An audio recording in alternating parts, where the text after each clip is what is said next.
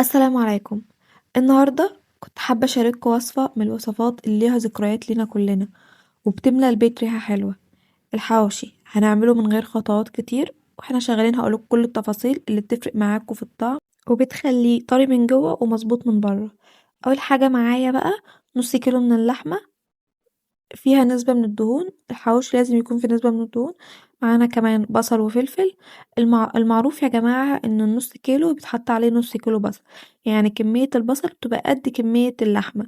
ممكن تقله ممكن تقله ممكن تزوده ممكن تزوده، على فكرة ما بيبانش خالص ولا بيفرق في الطعم، بس ما بيبانش خالص. معايا كمان فلفل، 3 4 فلفلات كده، ربع كيلو مثلا. ومعايا كمان شطة بتفرق وطعم وريحة، سوق بجد بتفرق. الفلفل نفسه ده نوع الفلفل ده بيفرق، فانتوا ممكن تستغنوا عنه لو عايزين، مفيش مشكلة، بس صدقوني يعني احنا طبعا عارفين الحواوشي حلاوته اصلا هو بيكون مشطشط كده. يعني انا واحدة ما بحبش الشطة بس بحطها فيه. بنبدأ بقى نضربهم كويس مع بعض. الخليط ده ممكن نحط في الخطوة دي التوابل، بس انا مش هحط توابل. انا بحب احط التوابل بعد ما الدنيا تظبط. ممكن نصفي من المية اللي فيه، مفيش مشكلة، بس عادي هي مش فارقة معايا تكون بميته او من غير ميته. في ناس ما بتحبش، براحتكم صفوا المية. معايا برضو معلقتين سمنة بلدي، بتفرق في الطعم جدا. هبدأ بقى احط الخليطين على بعض كده، يعني الخليط اللي احنا عملناه خليط الفلفل والبصل هحطه على اللحمة.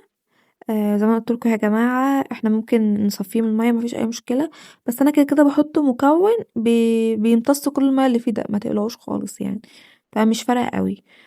نبدأ بقى نحط المكونات التانية. زي ما انا قلت لكم هنحط سمنة بلدي او زبدة او سمنة عادية، مفيش مشكلة، معلقتين كبار كده. ممكن برضو اي حاجة متاحة عندكم تحطوها.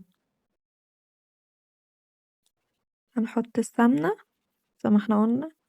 السمنة البلدي يا جماعة بصراحة بتفرق، يعني السمنة البلدي بتفرق في الطعم.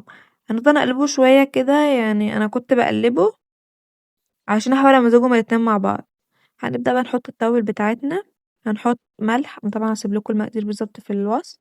هنحط ملح وفلفل أسود، ومعايا كمان توابل حواوشي. عايزة أقول لكم على حاجة، إن احنا ممكن نستغنى عن توابل حواوشي وممكن ما نستغناش عنها، براحتكم. أنا بحطها كزيادة نكهة بس أنا ما بستغناش عن أي توابل تانية.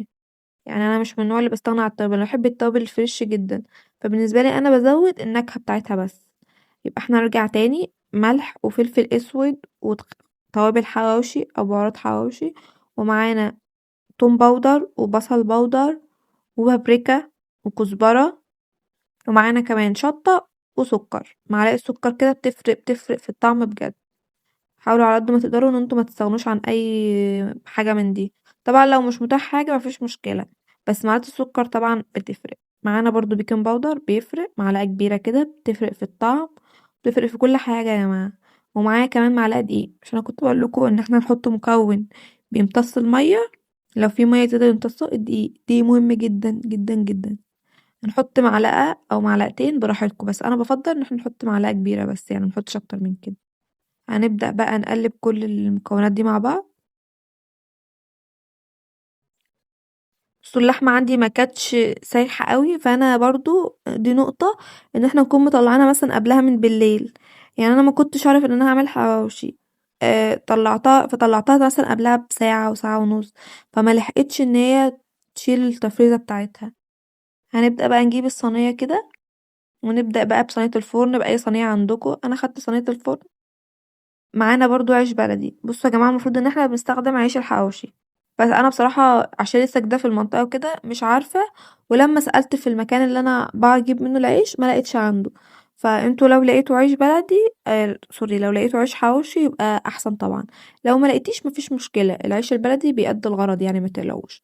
ومعايا بقى بنعمل اللحمة كده كور على حبة برتقان صغيرة او حبة ليمونة كبيرة. نبدأ بقى نفردها في السندوتش او في العيش بالشكل ده.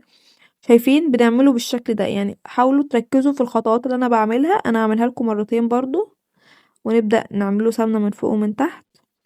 سمنة بلدي برضو، انا كنت شغالة بالسمنة البلدي في اليوم ده. ممكن سمنة عادية او زيت براحتكم، بس انا يعني السمنة البلدي بتفرق في كل حاجة. نبدأ برضو نعمل السندوتش التاني بالشكل ده. نحاول نطبطب على السندوتش كويس قوي عشان اللحمة تنفرد في السندوتش كله، هي كده كده بتكش، هي طبيعي ان اللحمة هتكش، بس انا لما بتتفرد كده بتستوي بشكل اسرع وبيكون كله متساوي زي بعض. دي بقى طريقة تانية للسندوتشات، ان احنا بنعمل السندوتش رول. بنقسم الرغيف لاتنين كده، وبنحط في الوش حبة وفي الظهر حبة. عايزة اقول لكم ان دي اطعم كتير قوي من السندوتشات. بندخله بقى الفرن. معانا بقى الفرن على درجة حرارة 200، متسخن قبله بدرجة حرارة 200، وبعدين بننزل الفرن شوية. بيقعد 5 دقايق على كل جنب كده، ما بياخدش كتير يعني، ما تقلقوش. ممكن تسيبوه 10 دقايق، ربع ساعة، وتقللوا درجة الحرارة. اول ما بيطلع بقى بنحطه في حلة ونغطي عليها، او بنحطه زي ما انا عاملاه كده. لو انتوا هتاكلوه بسرعة وعايزينه يخلص بسرعة، حطه بين عيشين. انا حطيته بين رغيفين عيش، دول عيش من الطابونة بتاعتنا، فانا حطيته بينهم. بيدي طراوة وفي نفس الوقت بيفضل متمسك بالقرمشة بتاعته. المهم بقى، انا عملت معاهم كمان، عملت معاهم كاتشب، ممكن تعملوا معاه طحينة، وعملت معاهم مخلل، وعملت كاكولا براحتكم بقى. دي بقى السفرة دي بتاعتكم انتوا. المهم لو عجبكم الفيديو متنسوش تعملوا لايك وتشتركوا في القناة، واشوفكم في فيديو جديد ان شاء الله. والسلام عليكم ورحمة الله وبركاته.